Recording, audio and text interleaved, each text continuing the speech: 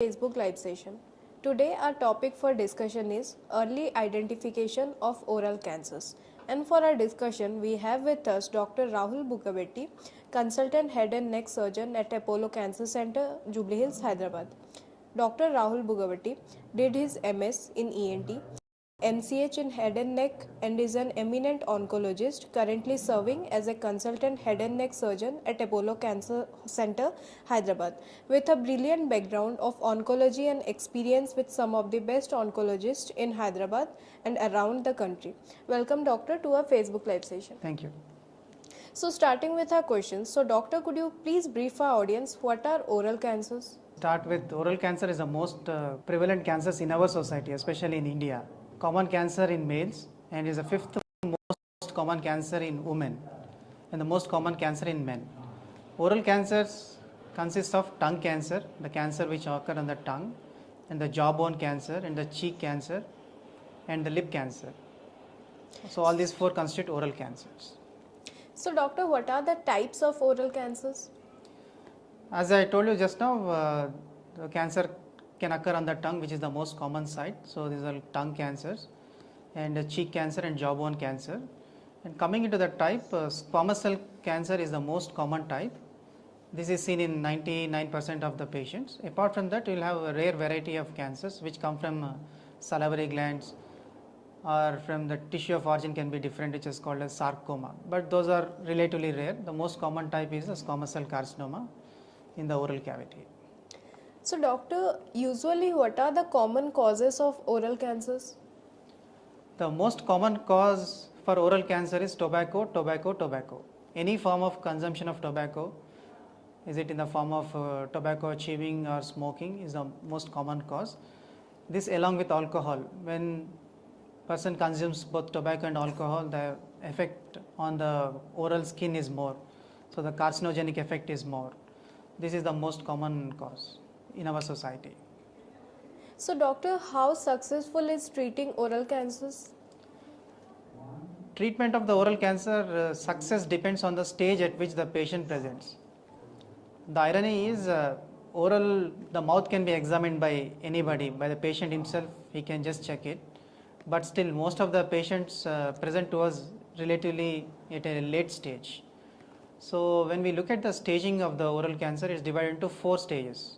Early is stage 1 and 2. If the patient comes in the early stage, cure rate is really good. If the patient presents with a stage 1, the cure rate is around 95%. So if 100 patients come, 95% are cured, and 5 patients they may develop cancer recurrence we call, which can be treated again. So stage 1 it is around 95%, stage 2 comes to around 80%, stage 3 approximately 75, and stage 4 is advanced stage, it will be around 60% cure rate. So doctor, what are premalignant lesions? Premalignant lesions are changes in the oral cavity, either it is on the tongue or in the cheek skin, which we call as buccal mucosa, which if we leave alone may develop into cancer. Some of them the probability of developing cancer is more, some of them the probability is less. The most notable is a white patch which you can see in the buccal mucosa. White patch is called as leukoplakia. In some patients it will be there for quite long some time and suddenly it starts increasing in size, or there will be change in the coloration. In the white patch there will be some red discoloration or ulceration.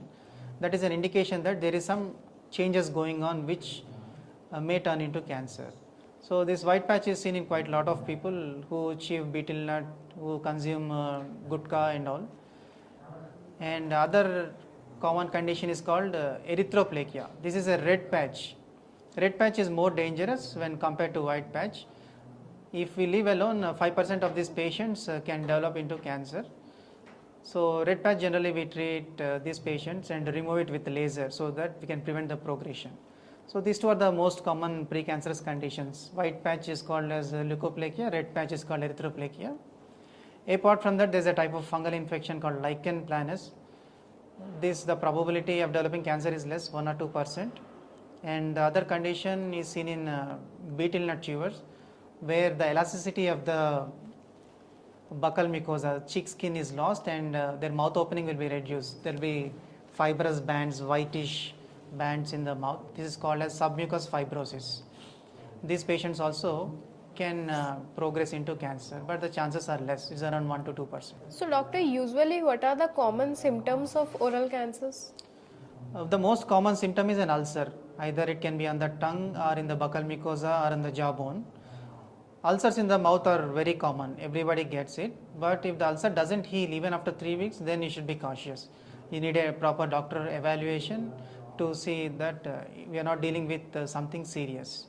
So most common presentation is an ulcer which is not healing, and there is a constant pain and the ulcer slowly increasing in size rather than reducing. That is the most common presentation, and sometimes you can have a lump in the tongue. When it develops from the minor salivary gland, you can see a painless bulge in the tongue. That is also one of the presentation. And other typical of the jawbone is when the cancer develops within the bone, where outer skin is everything is normal, there will be loosening of the teeth without any reason. The hard teeth which are completely normal suddenly start loosening. And that is an indication that something is wrong in the jawbone and the patient needs to get an evaluation. Apart from these, you can also develop lumps in the front part of the neck, on either side of the neck. These are called as lymph nodes. These are secondary to the spread from the oral cancers. So either an ulcer which is not healing, or any lump in the oral cavity which is not healing, or any swellings in the front part of the neck. So these are the most common presentations of the oral cancer. So, doctor, how are oral cancers diagnosed? Diagnosis generally non-healing ulcer or a lump in the oral cavity. Once you see this, the diagnosis is done with a biopsy. We call it as an incision biopsy. It is done under local anesthesia. This is an office-based procedure. As the patient walks in, we can do it. So we take a small piece of tissue to get the diagnosis. 2 millimeters or 3 millimeters of tissue is taken, and this will prove whether we are dealing with a normal ulcer or is it any malignant ulcer. Apart from this, we also suggest some sort of scan, either a CT scan or MRI scan, to stage the disease, to see the deeper extent, if it is in the tongue, or involvement of the bone if it is in the buccal mucosa, and also spread to the neck. So these are used to properly diagnose and stage the disease. So, doctor, do oral cancers grow back after the surgery? Yeah, depending on the stage and risk factors, there is something called field cancerization. Let us say if the patient is chewing tobacco for quite long time and he keeps his tobacco quid on the right side of the cheek. So the right side is more affected. Even on the left side, cheek skin and the throat skin is also affected, but to an extent it is less affected. So the whole skin inside the mouth is affected. This is called as field cancerization. Cancer can develop early in one part. That doesn't mean the other cells are completely normal. So there is some progression of the disease even in other cells, so which may throw up one more cancer, maybe down the line in 2 years or 5 years. So this is one of the reason. So there is definitely a risk depending on the stage. If it's an early stage, the chance of developing second cancer is less. If it's a late stage, the risk is more. So, usually, what are the treatment options that are available for oral cancers? Generally, 2 treatment modalities are preferred. One is surgery and other thing is radiotherapy. In general terms, it is called as radiation. Surgery is the most preferred treatment in most of the oral cancers. For the tongue cancer, jawbone cancer, for the buccal mucosa, surgery is the preferred modality. If it is an early stage cancer, we treat with a single modality treatment. So surgery alone will be sufficient for stage 1 or stage 2 disease. If it is stage 3 or stage 4, then we combine different modalities for adequate cure. So these patients generally undergo surgery first, and once they recover from surgery, they will be subjected to radiation. And some patients may also need chemotherapy in addition to radiation, but that depends on the final pathology report which we get. So, coming towards our audience questions, so doctor, what age group is mostly affected by oral cancer? In India, the oral cancer is most commonly seen in males. It is the most common cancer in male population. More than 40 years of age is generally seen, and most of them are tobacco chewers or smokers. So doctor, is oral cancer genetic? No, there is no genetic basis for oral cancer. It's all mainly because of the habits. 95% of the patients have history of tobacco consumption and alcohol consumption. 5 to 10% still develop oral cancers, but they don't have any history of addictions. There is some genetic abnormalities, but there is no hereditary basis for oral cancers. So are there any dietary restrictions that needs to be followed by a person suffering from oral cancer? There are a lot of data on the internet saying that calorie restriction will reduce cancer burden. So all these are not proven in clinical practice. So right now what we advise a patient diagnosed with oral cancer is to take adequate nutrition, adequate calories, so that he doesn't lose weight and his immunity is good, and so that he can tolerate a major treatment like a surgery, or after surgery he has to undergo radiotherapy. Even after treatment, once he has recovered, there is no restriction in the diet. Let us say we have treated a patient for oral cancer, he underwent surgery, radiation and all. Whatever he can consume can be consumed, but there is no restriction from our side, from a doctor's side. So doctor, usually how fast does cancer spread in mouth? There is certain slight delay in the diagnosis. It may take around a month for the diagnosis, and once the diagnosis is done, the patient comes generally to a specialist for treatment. Spread from early stage to late stage generally takes 2 to 3 months on an average. So doctor, what are the common ways to prevent oral cancer? The first thing is you have to stop all the addictions, mainly tobacco chewing, smoking has to be stopped. Alcohol should not be abused, it should be taken in moderation.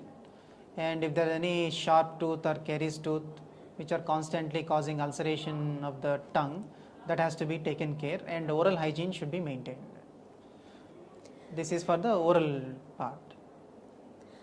So doctor, can oral cancer be healed completely? Yes, early stages are cured completely. Once patient presents in an advanced stage, still the cancer will be healed, but there is a slight chance of cancer coming back either in the operated area or in the neck. So that we call as recurrence or failure. The percentage of failure increases as the patient presents in a late stage, but early stage most of them are curable. So doctor, usually why is oral cancer diagnosed in a late stage? Up to a month is accepted, because initially for the patient to go to a doctor it takes 3 weeks, and after that if it is not very suspicious, very early stage, the doctor prescribes him 1 or 2 course of antibiotics, that takes another 2 weeks. So 1.5 month will be sufficient. All educated patients generally turn to a specialist by then, once there is a suspicion, and some are not educated, some are in denial, and some don't have access to the cancer specialist. So other social conditions, that is the reason for the delay. So coming towards our last question, doctor, could you please tell our audience about the facilities provided at Apollo Cancer Center, Jubilee Hills, Hyderabad? Yeah, in Apollo Cancer Center, Jubilee Hills, we have a holistic approach to the patient. We have a larger number of consultants working together for betterment of the patient. We have a group of surgeons like me, the head and neck surgeons, who will be working along with radiation oncologists and chemotherapy doctors. Apart from these core group, we also have a supporting group like speech and swallowing therapist, which is very important, and physiotherapy for adequate rehabilitation. So once a patient comes, the case is discussed in the tumor board. All the surgeon, radiation oncologist, medical oncologists sit together, go through the case sheet of the patient, look at the scans, and then chart out a treatment plan, so that the patient gets a proper treatment, and the flow of data is not interrupted between the doctors, so that the patient care is better. And ancillary care is also available in Apollo, so that the swallowing therapy, which is very important for oral cancers, so they take care of the patient in the post recovery, and physiotherapy, they take care of the post recovery. And even let us say the patient has a lot of pain and all, we have a pain and palliative specialist. So we have all the specialists under one roof, so the patient gets a holistic approach. Not only this, we also have a good diagnostic center. We have a PET scan, CT, MRI, everything is available. So we can speed up the investigations, we can speed up the biopsy reports, and state of art operation theaters. We have a robot, wherever required we can use a robotic surgery. We have nerve monitors to reduce the morbidity of the surgery. We have a laser. So we have all high-end equipment which is required for any modern cancer institute which treats head and neck cancer. So dear viewers, we have come to the end of our session and hope we have covered all aspects. If you still have more doubts, you can book an appointment with Dr. Rahul Buggaveeti and clarify your doubts. Thank you, Doctor, for educating our audience in today's session. Thank you. Thank you for joining us. Stay tuned for more such educative live sessions. Namaste.